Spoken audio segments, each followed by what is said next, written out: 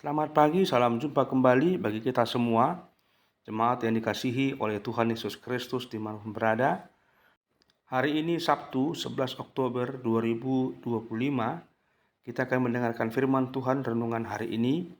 Namun marilah lebih dahulu kita bersatu di dalam doa. Kasih karunia dan damai sejahtera dari Allah Bapa dan dari anaknya Yesus Kristus menyertai kamu sekalian. Amin. Firman Tuhan bagi kita hari ini tertulis dalam 1 Raja-Raja pasal 2 ayat 1 sampai dengan 3.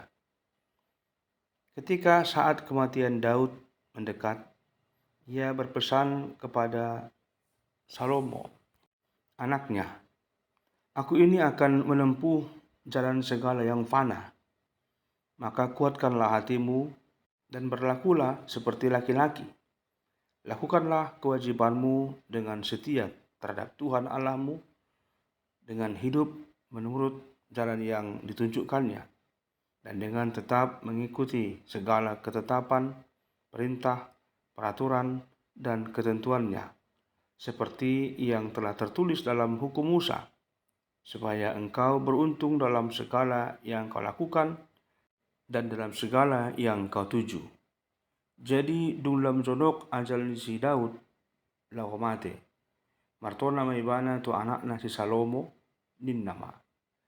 Nalaw maanggo au tumupot dalan ni saluhut manusia isi ni tanoon. Atong masihoho maroham jala pirto dim. Jala radoti panguluyod tu jahuba di batam. Asangar parange ho dia kadalanna. Law mangaradoti aka patikna. Aka tonana. Aka uhumna. Dohot aka panitdangyonna. Hobar tu na tersurat di bagasan pati ni si Musa. Asa marbisuk ko di sude si bahelomu do di sude na tinebak ni roham.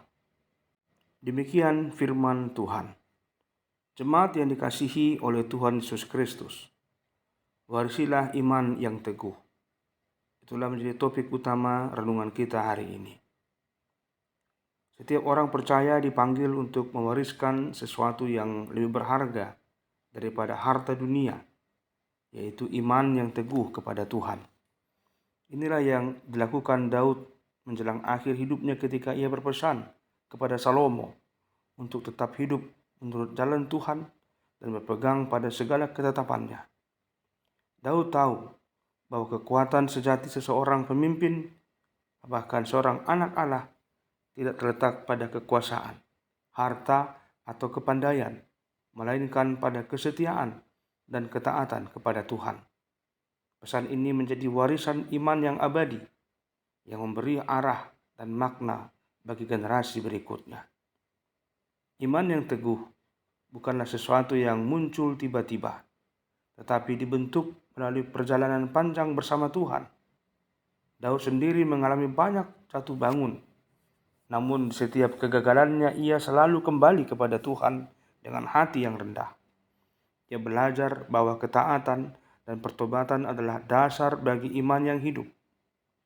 Maka ketika ia berkata kepada Salomo untuk tetap kuat dan menjadi anak laki-laki sejati, maksudnya bukan sekedar berani menghadapi tantangan dunia, tetapi berani setia kepada Tuhan, meski banyak godaan yang bisa menggoyahkan. Jemaat Tuhan, dalam hidup ini, setiap orang juga diberi kesempatan untuk menjadi penerus warisan iman itu.